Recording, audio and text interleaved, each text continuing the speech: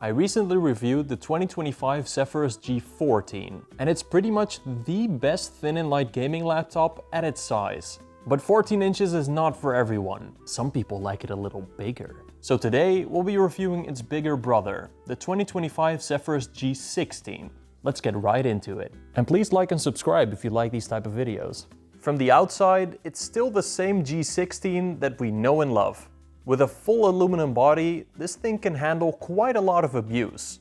I should know since I've already bumped into a door with it like 3 times, and still no scratches. This beautiful silver whitish color might be helping with that as well.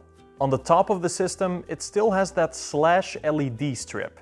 This can show handy information like when you get a notification or what your battery level is currently at. And if someone with epilepsy ever attacks you, it serves as a pretty good weapon. And if that fails, you could always use that sturdy aluminum body to cave someone's skull in. It's incredibly light for a 16-inch gaming laptop though, so I don't know if it works that well as a weapon.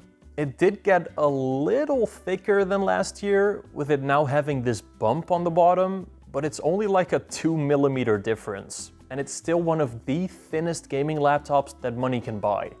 It should be classified as a weapon though, because this thing is packed with specs. With the new Intel Ultra 9 200 chips and up to an RTX 5090, it is an absolute beast.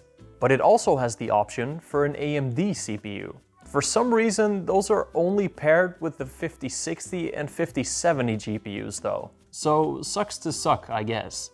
I chose the RTX 5070 Ti model myself, since I think it's the most balanced one in terms of its specs. It's not really wattage limited in this body, and it has plenty of VRAM, which is great for newer games. Last year's Intel models did have some serious heat issues though, so we'll need to find out whether this Ultra 9 200 chip fixed that issue.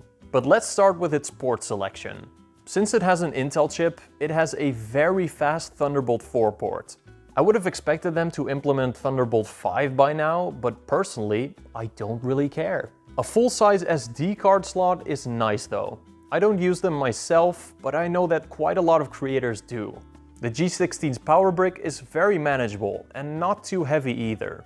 You could always just use a smaller charger though, since it does support up to 100 watts of USB-C charging. Yay! Moving on to the keyboard, oh boy do I like this thing. It has decently long key travel, and that feedback, it just sounds and feels great.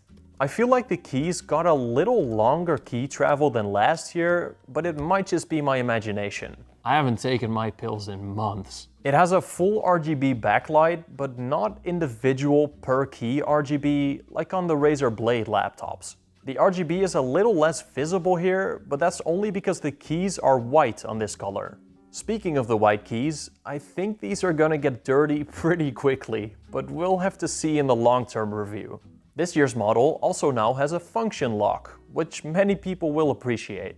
And also a co-pilot button, which many people will hate, because they sacrificed the right control button for it. Just below the keyboard is a huge trackpad. I mean, this thing is massive. I don't think I've ever seen such a large trackpad. I'm pretty sure it's bigger than the one on the 16-inch MacBook Pro. It has a satisfying click, but it's a bit inconsistent across the whole pad since it's so large.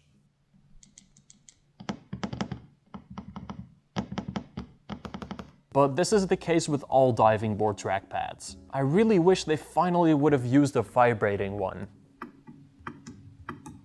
But apart from that, this is easily in my top 5 of best trackpads.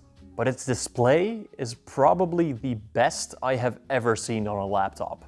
We finally have a 3K 240Hz OLED panel, and I just cannot find any flaws with this thing.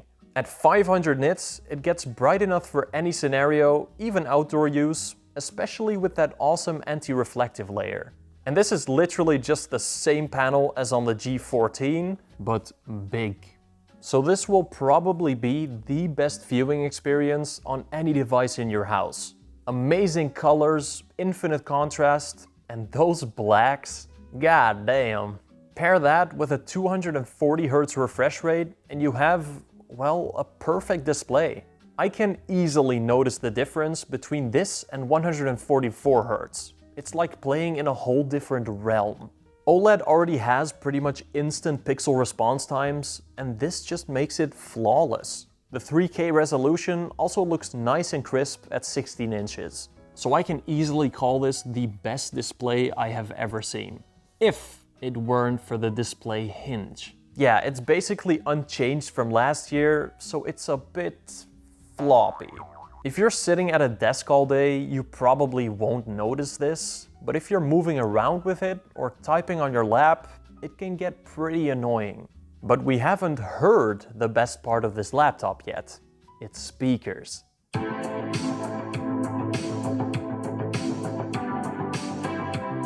I know, you might get tired of me saying this, but these are pretty much the best speakers in any laptop ever. The 16-inch MacBook Pro might have a little better uniformity, but it is hard competition. It gets incredibly loud, it has amazing bass, and overall it just sounds great. The microphone is also surprisingly good for a Windows laptop. And while the webcam isn't amazing, again, it's easily top 5 from the stuff that I've reviewed so far.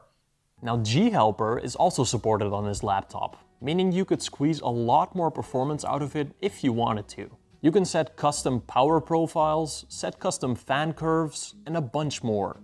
Unfortunately, you can't undervolt this CPU since Intel processors do not support that feature. But with my custom power profiles, I could easily squeeze like 10 to 15% more performance out of it. So go check out my G-Helper video if you want to find out more. Now so far, this thin beauty has outperformed in every category. But can she keep up in the big boy races? Well, in Cinebench R23, it shows desktop-like performance, especially in the single-core scores, where it is far above its competition. And in a mixed situation where it uses the CPU and GPU, it also does very well. 3DMark TimeSpy shows that 5070 Ti is not wattage limited one bit. But how does it perform in some actual games?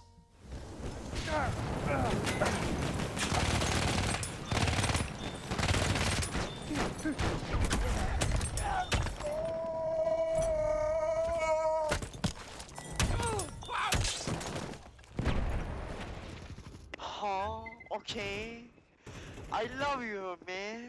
Oh, okay. Kinda game. You motherfucker, man. You motherfucker, man.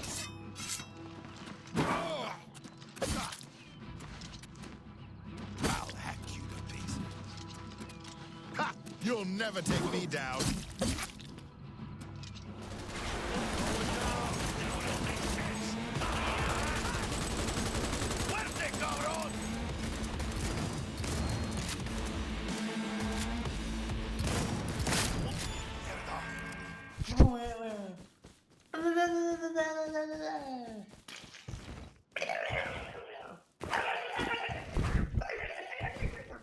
Ik weet dat ze de hond die verdrinkt.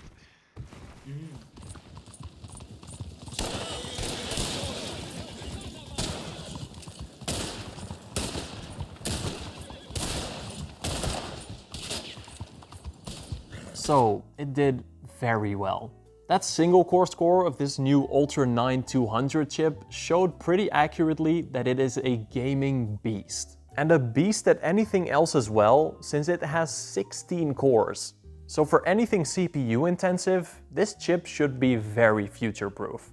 And the 5070 Ti in here did very good as well. It doesn't seem to be wattage limited, and with that 12 GB of VRAM, again, it should be very future-proof. This might be a different story for the 5080 and 5090 models, since those need a lot more power. But like with the Zephyrus G14, the 5080 model should be a banger as well. Now, I didn't show any games with frame generation on, since I personally cannot stand the extra input lag that comes with it. But even without fake frames, this thing can handle pretty much everything you throw at it. But last year's Intel model had some serious battery issues. So did this new model fix that?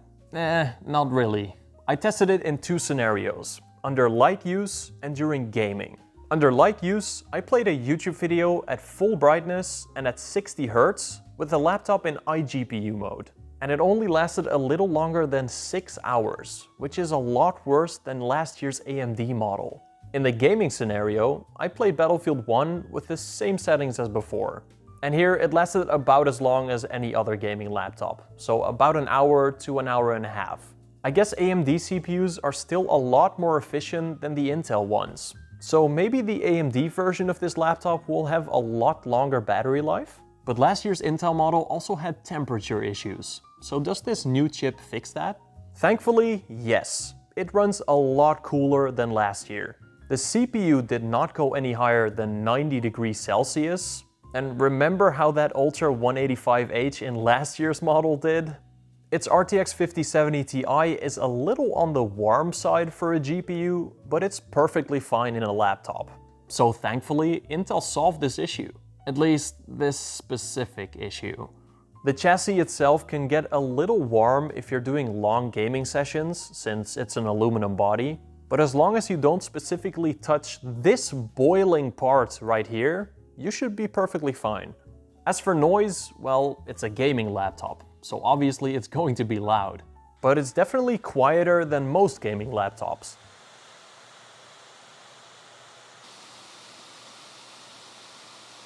It's also not very high-pitched, which many people will appreciate. And for this much power use in such a thin body, it's actually impressive how little noise it makes. Under normal light use, if you keep the GPU off, it stays completely silent though. So no constant fan noise if you're doing simple web browsing. But nothing in this world is perfect, folks. So where does the Zephyrus G14 lag behind? Well, in upgradeability. It has no upgradable RAM, so you're stuck with whatever configuration you bought it with. But it does have 2 M.2 SSD slots, so you can easily upgrade your storage if you want to. And you could also replace the Wi-Fi card, but Wi-Fi 7 should be more than enough for now. That's still a lot more upgradeability than I expected out of such a thin body. Now, what are you paying for all of this? Well, quite a lot of money, obviously. This specific model of the 2025 Zephyrus G14 starts at $3,000, and it gets exponentially more expensive if you go for the 5080 or 5090 model.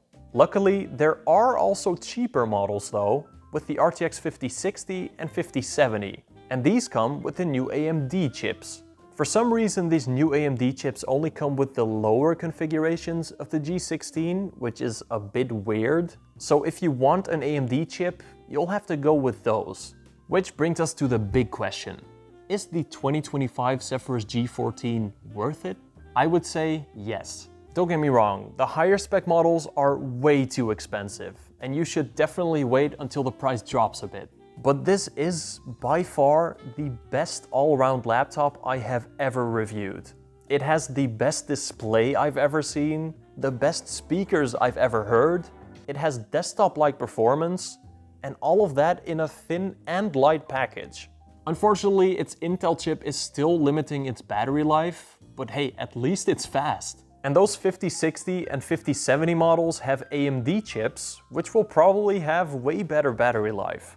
If you have the money and if you're looking for a 16-inch laptop, this is your best choice. Except if you like macOS or want longer battery life. In that case, just get a MacBook Pro 16. But I am wondering how it'll compete with its little brother, the Zephyrus G14. Does a bigger body mean it's a better laptop? Well, let's find that out in the next video, where I'll be comparing the two head to head. Now let me give a huge shout out to my YouTube members. Soundwive, Thomas, Inky, Mr. Frosty Dude, Dropzone1, Martijn Snijkers, David Gill, Flimsy, Lawrence De Fabrizio, Aki, Disco Volante, Walter, Suryansh, Daniel, Mr. Nuke, SebaGS, Christian Sands, Real Elf, Squash Bond, and Alan. If you become a YouTube member, you get early access to content of mine, a shout out at the end of every video, and you'll also be supporting me as a creator to make these videos. Oh, and of course, you'll also be part of the Cool Guys Club, so you can use cool gifts like these in the comments section. So please join the club if you're interested.